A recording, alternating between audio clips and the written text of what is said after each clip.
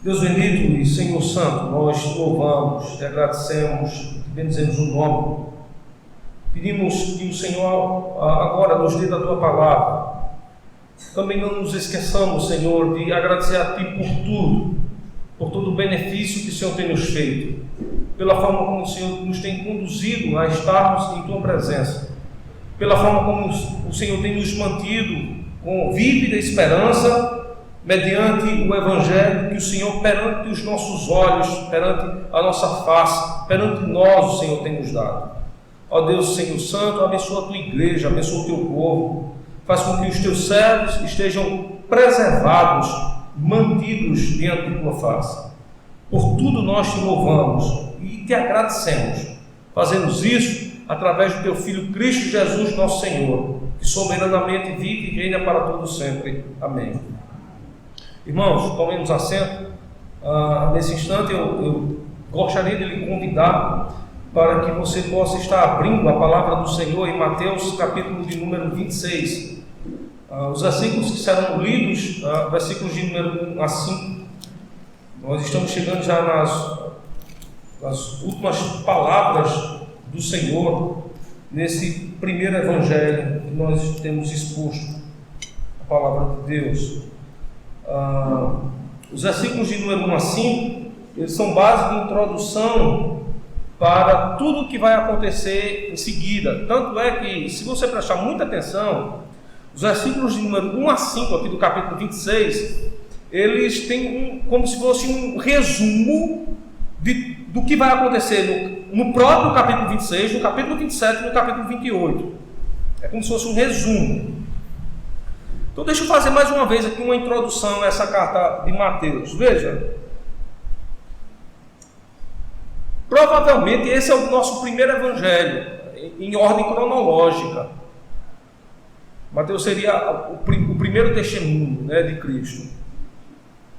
A data para a escrita dessa carta, ela vai variar entre o ano 52 e o ano 55. Então, veja, Jesus morreu por volta do ano 30 a 35. Basicamente, 20 anos depois é que esse evangelho foi escrito. E eles têm como regra traçar tudo aquilo que Cristo ensinou. Então, quando lemos aqui Mateus capítulo 26, nós estamos diante de um testemunho pleno, completo de Cristo.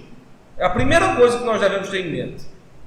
A segunda coisa que nós devemos ter em mente é que o Evangelho de Mateus nada mais é do que o cumprimento em Cristo da palavra do Senhor dita pelos santos profetas, pelos santos mensageiros de Deus, desde a época da lei do Senhor, pregada por Moisés, passando pelo período regencial monárquico de Israel com os profetas.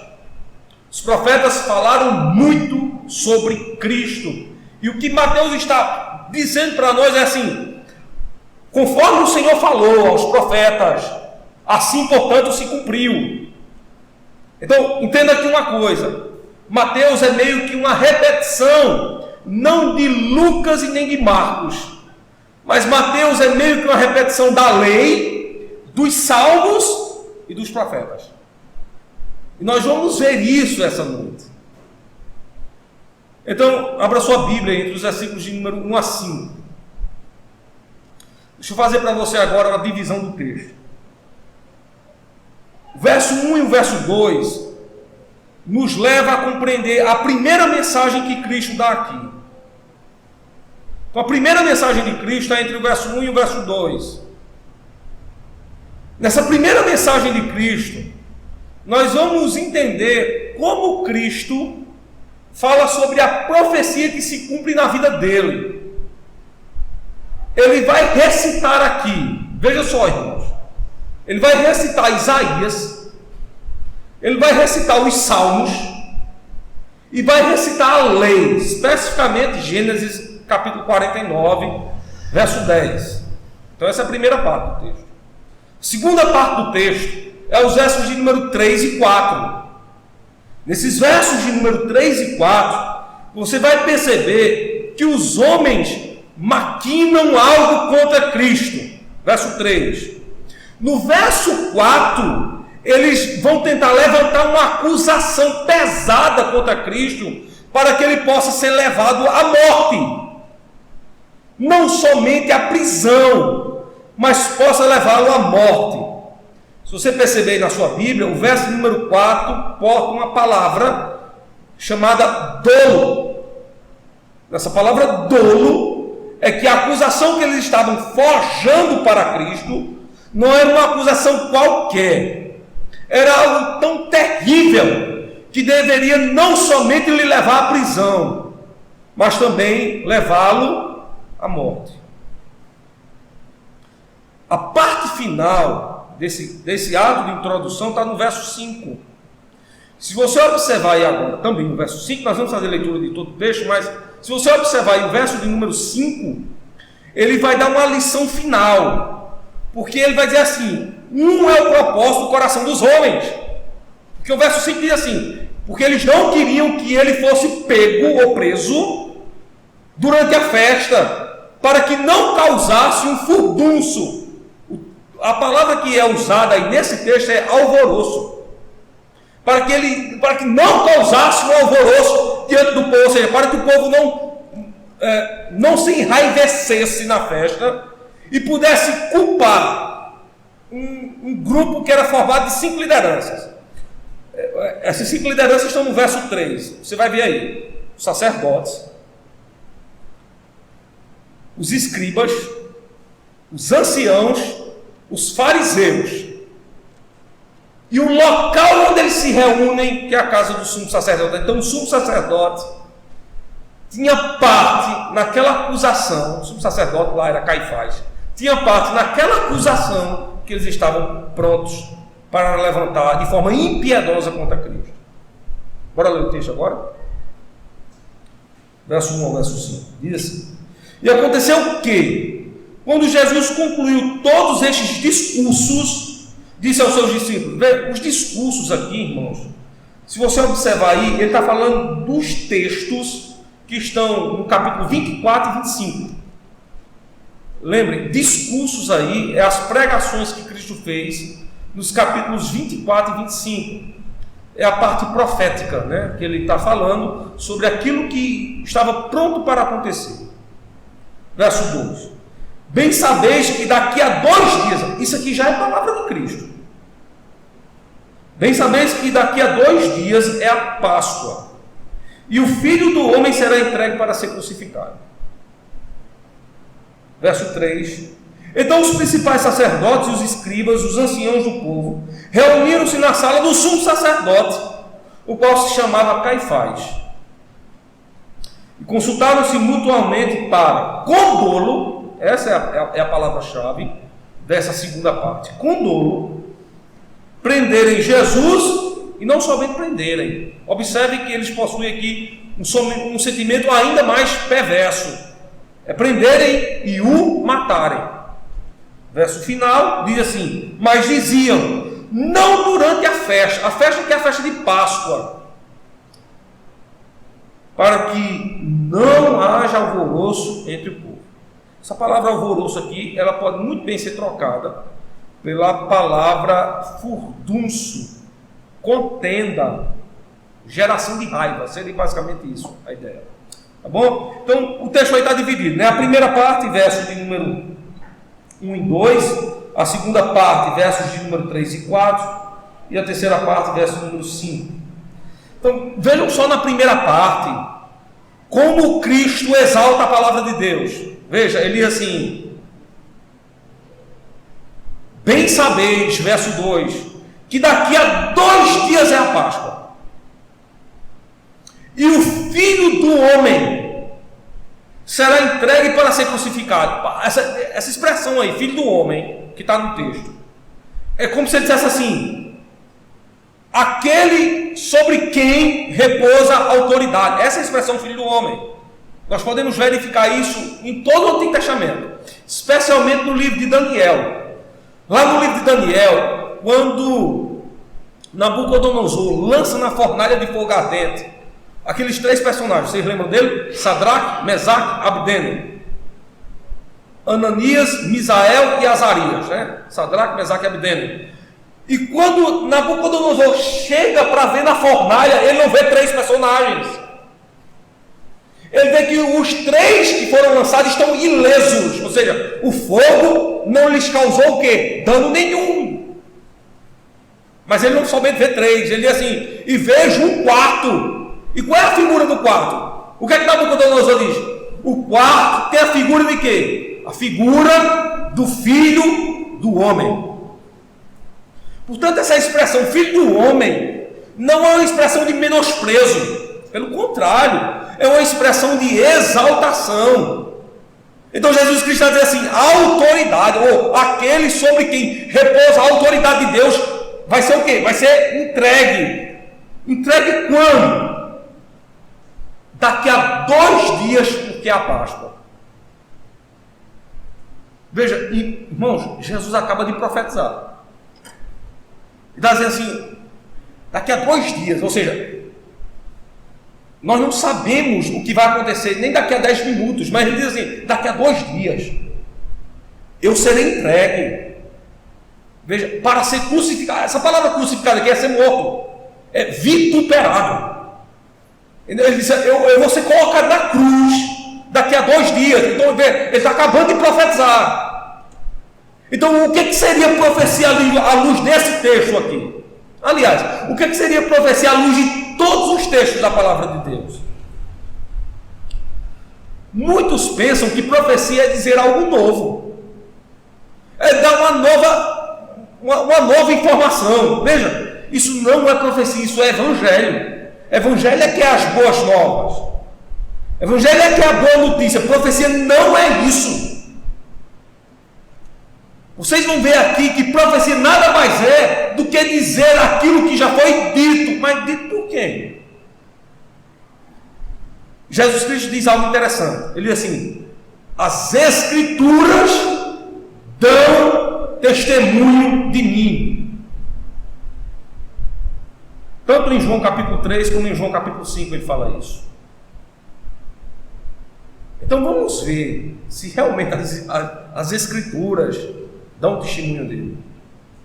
Perceba, o último que fala sobre o martírio de Cristo, a morte do Redentor, chama-se Isaías. Abra aí rapidamente a Bíblia, em Isaías capítulo 53. E olhe com atenção o verso de número 5.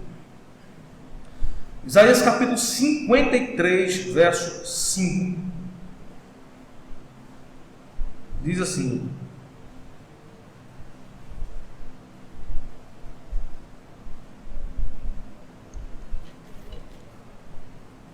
mas ele foi ferido por causa das nossas transgressões e moído, ou seja, a sua carne foi traspassada por causa das nossas iniquidades. O castigo que nos traz a paz estava sobre ele, pelas suas pisaduras fomos sarados. Verso 8 agora: da opressão e do juízo foi tirado. Quem contará o tempo da sua vida? Porquanto foi cortado da terra dos viventes. Pela transgressão do meu povo ele foi atingido. Ou seja, ele foi morto. E prova do que ele foi morto. Verso 9: e puseram a sua sepultura com os ímpios, e com o rico na sua morte, ainda que nunca cometeu injustiça, nem houve engano na sua boca. Então o que é que Jesus Cristo está dizendo? A irmã, atende aí o telefone.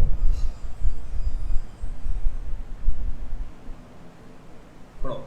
Então veja, o que é que Jesus Cristo está dizendo, irmãos? Literalmente ele está dizendo o seguinte: eu estou recitando Isaías, o profeta. Então quando ele fala assim, daqui a 2 dias eu vou ser crucificado, ele está dizendo assim, eu estou dizendo aquilo que Isaías disse de mim. Olha, veja só, de onde Isaías tinha tirado isso? Isaías é profeta. Isso aqui é uma profecia. Mas será que é uma profecia nova? Isaías teria sido o primeiro que teria dito isso. Veja, Cristo profetizou citando Isaías. Você sabe qual é o lapso de tempo entre Cristo e Isaías? Não são 10 anos, não. É um pouco mais. São 600 anos, irmão. O lapso de tempo entre o tempo em que viveu Cristo entre os homens, de forma humana, e o profeta Isaías, você tem um lapso aí de 600 anos. E Cristo está citando Isaías, aquele que viveu antes dele. E isso é uma profecia. Deixa eu lhe dizer algo mais. Mas será que essa profecia de Isaías é inédita? Será que Isaías é o primeiro a dizer isto? Deixa eu lhe dizer algo. Abra sua Bíblia aí, no Salmo de número 118.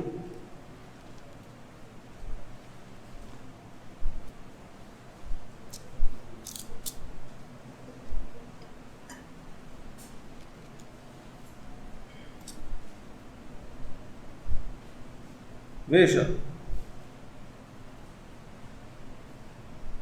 verso de número 14 em diante, diz assim: o Senhor é a minha força e o meu cântico, e fez a minha salvação. Nas tendas dos justos, a voz de júbilo e de salvação. A destra do Senhor faz proezas, ou seja, a mão do Senhor exalta. A destra do Senhor se exalta, a destra do Senhor faz proezas. Verso 17: não morrerei, mas viverei e contarei as obras do Senhor. O Senhor me castigou muito, mas não me entregou à morte. Abri-me as portas da justiça, entrarei por elas e louvarei ao Senhor. Esta é a porta do Senhor, pela qual os justos entrarão. Louvar-te-ei, pois me escutaste e te fizeste a minha salvação. Veja, a pedra que os edificadores rejeitaram tornou-se a cabeça da esquina. De quem que o texto está falando? Qual é a chave do texto? A pedra que os edificadores rejeitaram, que tornou-se cabeça de esquina. Quem é a pedra? Quem seria essa pedra? Bora descobrir, irmãos. Abra sua Bíblia lá em Atos capítulo 4, verso 11. Vamos descobrir quem é essa pedra que os edificadores, observando, rejeitaram. Veja, capítulo 4, verso 11, a gente descobre quem é a pedra. Ele é a pedra que foi rejeitada por vós. Quem? Os edificadores, a qual foi posta por cabeça de esquina. Quem é esse ele aqui? Veja o verso 10. Ele tem nome. Seja conhecido de vós todos e de todo o povo de Israel, que em nome de Jesus Cristo, o Nazareno, aquele a quem vós crucificastes, e a quem Deus ressuscitou dentre os mortos, em nome desse é que este está são diante de vós. Veja, o que é ressurreição? É aquele que estava vivo, que morreu e que depois reviveu. Essa definição nós encontramos em Apocalipse capítulo 1, verso 18. Abra sua Bíblia lá. Veja, Apocalipse capítulo 1, verso 18. Olha o que é que o texto diz. E o que vivo, e fui morto, mas eis que estou vivo. Veja, alguém está vivo, foi morto, e depois está vivo novamente. Para todo sempre. Amém. E tem as chaves da morte e do inferno.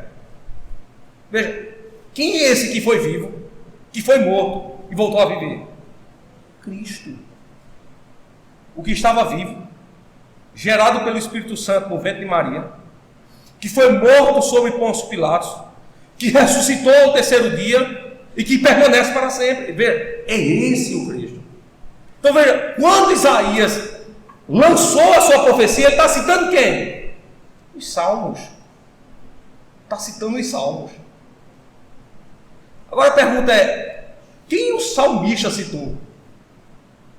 Quem o salmista cita?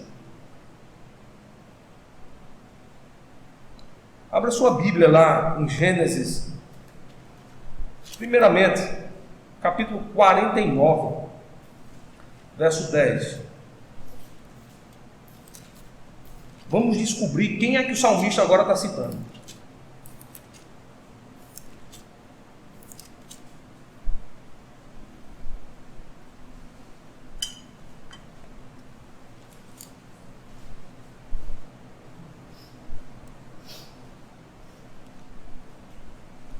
O cetro não se arredará de Judá, nem o legislador dentre os seus pés, até que venha Siló. A ele se congregarão os povos. Ele amarrará o seu jumentinho à vide, e o filho da sua jumentinha à cepa, mais excelente. E lavará a sua roupa no vinho, ou seja, lavar a roupa no vinho, ou seja, derramar sangue. E a sua capa em sangue de uvas. Os olhos serão vermelhos de vinho e os dentes brancos de leite. Quem é esse cabo? Que agora derrama sangue. Jesus Cristo está dizendo assim: eu vou ser crucificado. Ou seja, derramarei sangue. Perceba, Cristo citou Isaías, Isaías citou o salmista, os salmos, o salmista citou Moisés. Pergunta é, e quem Moisés citou? De quem é que Moisés extraiu essa verdade? Abra sua Bíblia aí também em Gênesis capítulo 3. Agora descubra quem Moisés está citando.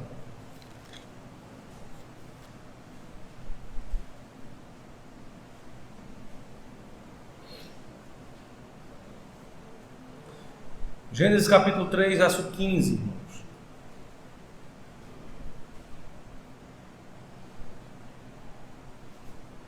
E porei inimizade entre ti e a mulher, e entre a tua semente e a sua semente. Esta te ferirá a cabeça, e tu lhe ferirás o calcanhar. Veja, Deus está dizendo assim: haverá inimizade entre o diabo e o filho da mulher. Ele te fere a cabeça, ou seja, ele te esmaga. No entanto, você fere ele com morte. Te fere aonde? No calcanhar. Quem foi que disse isso? Verso 14 você descobre. Deus disse isso. Jesus acabou de citar uma profecia em Mateus capítulo 26, verso 2. Perceba a linha. Jesus cita Isaías, o profeta cita os salmos cita a lei, que é Moisés cita quem? Deus. De onde vem a profecia? Vem de Deus. E profecia nada mais é do que citar a palavra de Deus. Portanto, profecia não é algo novo, mas é algo que já foi dito. Eis a causa de Moisés explicar isso em Levítico, dizer assim: se há profeta entre vós que falar algo que não se cumprir, o que é não se cumprir? Aquilo que não foi registrado. O que deve acontecer ao profeta? Ele deve ser o quê? Deve ser apedrejado e morto. Paulo, quando pregava a palavra de Deus aos bereanos, os bereanos ouviam com atenção o que Paulo dizia, mas examinavam na palavra de Deus se aquilo que ele falava realmente era o quê? Realmente era assim. Então entendam, irmãos, que Cristo exalta nesse primeiro ponto a palavra de Deus, e você vai ver por que ele está exaltando a palavra de Deus. Para simplesmente desfazer dos negócios humanos. E naquele instante, qual era o negócio humano? Aí você vai entrar para a segunda parte do texto. Volta lá para Mateus capítulo 26. Agora você vai ver nos versos 3 e 4 quais são os negócios humanos. Veja, Mateus capítulo 26, verso 3 e o verso 4. Vamos descobrir aqui quais eram os negócios humanos. Então os principais sacerdotes, os escribas, os anciãos do povo, reuniram-se na sala do sumo sacerdote, que se chamava Caifás. Nós estamos agora adentrando aos negócios humanos. E qual é o negócio que eles querem? Verso 4. E consultaram-se mutuamente para, com dolo, ou seja, com gravidade, com uma acusação forte, prenderem Jesus, mas não somente prenderem Jesus, matarem. Veja, Cristo primeiro exalta a palavra de Deus para despedaçar os negócios humanos. Veja, eles querem acusar a Cristo para poderem matá-lo. Quantas acusações eles intentaram contra Cristo durante todo o seu ministério, durante 3 anos. Nenhuma delas era capaz de fazer levá-lo à prisão. Porque nele não havia pecado. Ou seja, nele não havia erro algum. Não é isso que diz o profeta Isaías? Vamos voltar agora mais uma vez lá para Isaías capítulo 53. Abra sua Bíblia aí. Observe o que é que diz Isaías capítulo 53.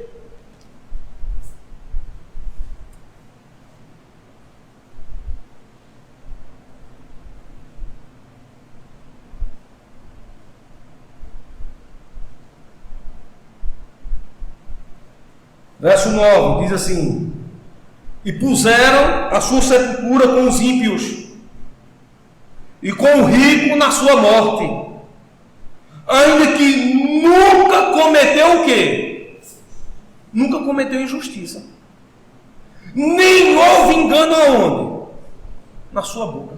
Ou seja, olhando para ele, você não encontra injustiça alguma. Você não encontraria nenhum engano aonde? Na sua boca. Mas veja, quando o profeta está dizendo isso, vocês lembram que ele está recitando um salmo? Lembram do Salmo 24? Bora dar uma olhadinha lá no Salmo 24?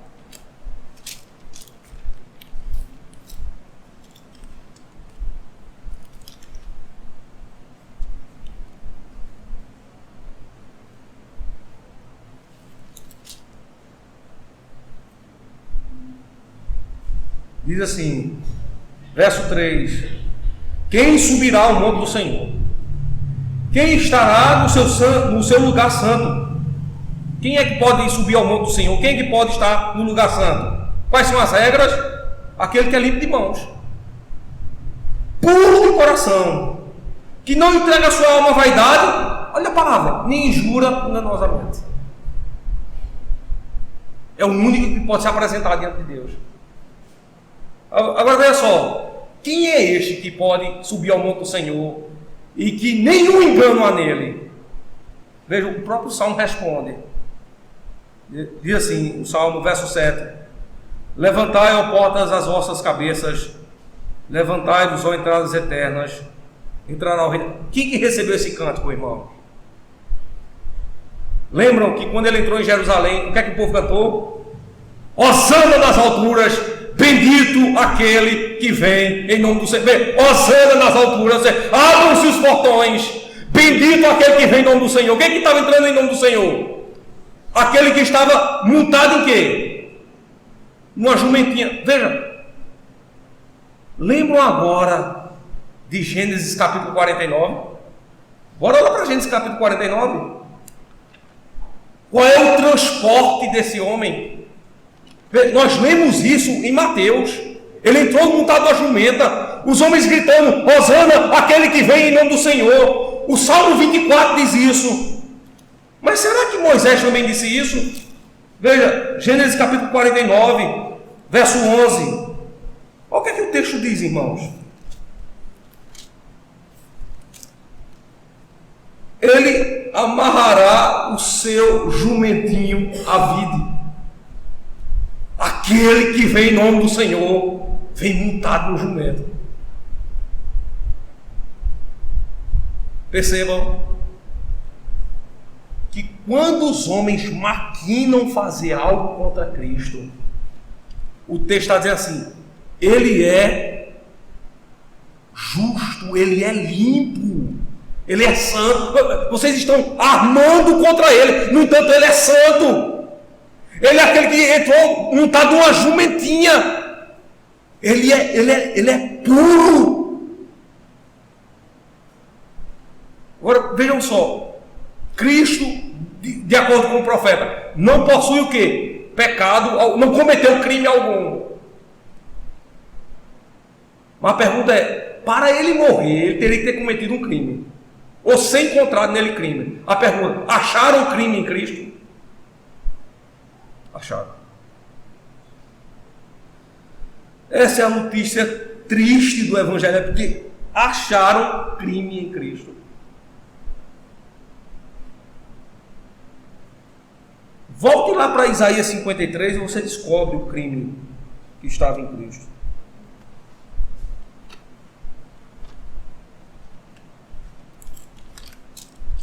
Isaías capítulo 53, irmãos.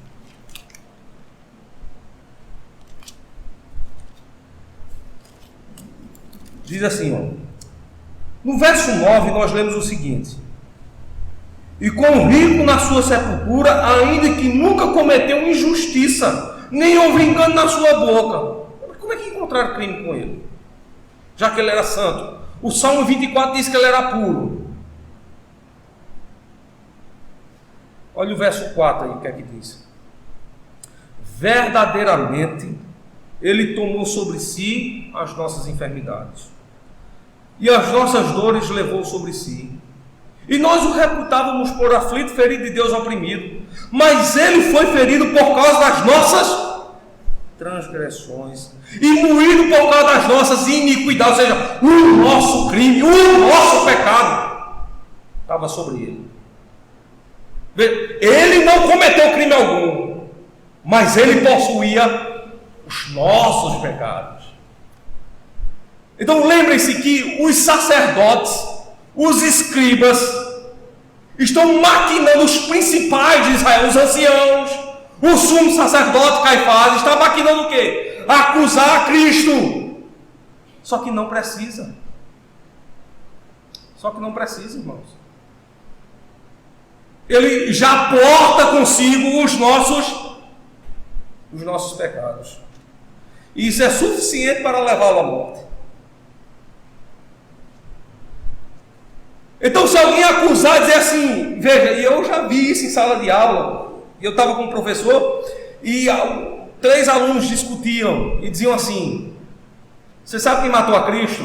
E um deles disse assim: quem matou a Cristo foi o Império Romano. Foram eles que mataram a Jesus. Foram os soldados que afligiram a Jesus. Eles até o ultrapassaram com uma lança. Foi Pôncio Pilatos que mandou colocar uma inscrição sobre ele, ratificando a sua morte. Este é Jesus Cristo, o Rei dos Judeus. Escrito em 3 línguas, em latim, grego e hebraico. Isso foram os romanos os responsáveis pela sua morte. Até o presentearam com uma coroa de espinhos. O outro disse: não foram os romanos. Foram os principais de Israel. Veja, foram os sacerdotes, os escribas, foram os fariseus, foram os saduceus, foram os sumos sacerdotes, foram os principais dos povos, foram os anciãos, foram esse grupo de elite religiosa que reunido acusou a Cristo e ele chegou à morte. Um terceiro disse: não foi não. Nem foi os principais de Israel, nem foi a autoridade romana, mas foi o povo judeu. Lembrem-se que eles gritaram quando Pôncio Pilatos ofereceu Cristo: vocês preferem a Cristo ou a Barrabás? E todo o povo, em uma horda, em urte, dizia: soltem a Barrabás e crucifiquem a Jesus Cristo.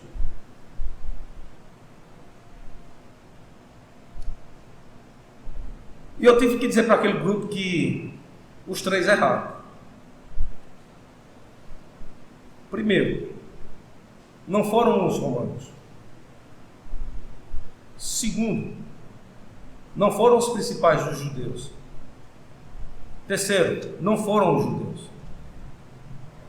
O próprio Jesus diz assim: eu tenho o poder de dar a minha vida e tomá-la de volta.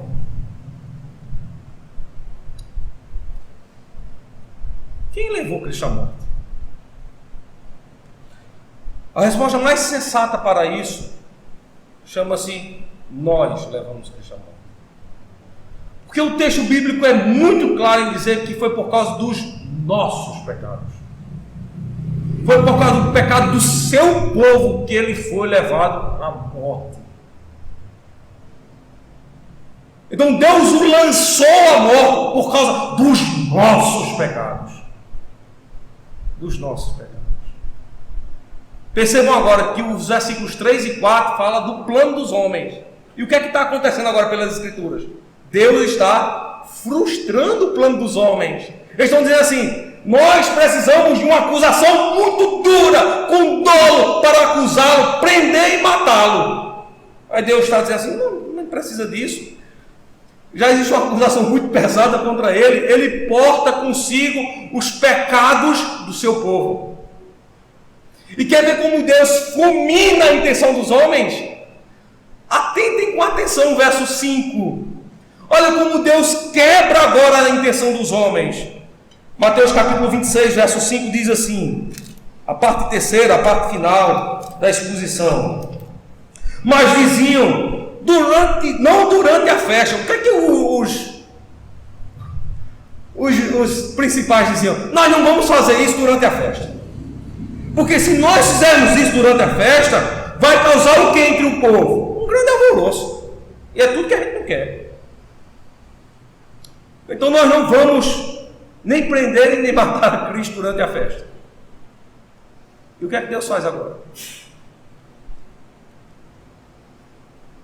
João Batista, quando viu Jesus pela primeira vez, com o dedo em vista, diz: eis o Cordeiro de Deus que tira o pecado do mundo. A Páscoa é sacrifício de quê? De um cordeiro. Mas qual era a intenção dos religiosos? Que ele não fosse morto na Páscoa. Mas a pergunta é: quando Cristo morreu agora? Durante a Páscoa. Observe aí com atenção o capítulo de número 27, irmãos. Observe o verso 46, dois versos apenas, o verso 46 e o verso número 50. Diz assim o verso 46: e perto da hora nona, exclamou Jesus em alta voz, dizendo: Eli, Eli, lama sabachthani, isto é, Deus meu, por que me desamparaste? Veja, verso 50. E Jesus, clamando outra vez com grande voz, rendeu o Espírito, ou seja, morreu. A pergunta é: quando foi que isso aconteceu, irmãos? Veja, isso aconteceu justamente na festa da Páscoa. O plano dos homens, ele é completamente frustrado, ele é completamente quebrado, ele é completamente moído. Em todo o tempo os homens planejaram prender a Jesus, matá-lo, mas não no tempo de Deus, mas no tempo deles. E o que os versos estão nos dizendo é que Deus agora não somente tem domínio de tudo, mas Ele tem domínio da história. Ou seja, as coisas acontecem no tempo exato dele e não nosso. As autoridades disseram: nós vamos prendê-lo, vamos matá-lo, mas não durante a festa. Aí Deus diz assim: se ele é o cordeiro, ele morre durante a festa. Veja, e eu provo que ele morre durante a festa. E as autoridades dizem: não vai ser durante a festa, porque se for durante a festa, o povo causará um grande alvoroço, um grande furdunço, uma grande confusão, o povo vai se irar contra nós. E o texto vai dizer justamente que não são os planos dos homens que perseveram na história, são os planos de Deus. é a vontade soberana de Deus que caminha na história, que atravessa o tempo, que prescruta todas as coisas. Não somos nós que decidimos o que faremos amanhã, se nos lançaremos à vida ou à morte. Veja, é Deus quem decide todas as coisas. É Deus que dá ao homem tanto o fôlego de vida, como é Deus também que retira no seu tempo o seu fôlego de vida. Em outras palavras, é Deus que sustenta, que mantém, que governa todas as coisas. Portanto, à luz do texto bíblico, Deus é como se fosse um maestro que rege a orquestra do tempo, e as suas mãos é quem ditam um compasso. Sobe o tom, baixa o tom, acontecem as coisas, não acontece nada. Ou seja, Deus tem controle de tudo.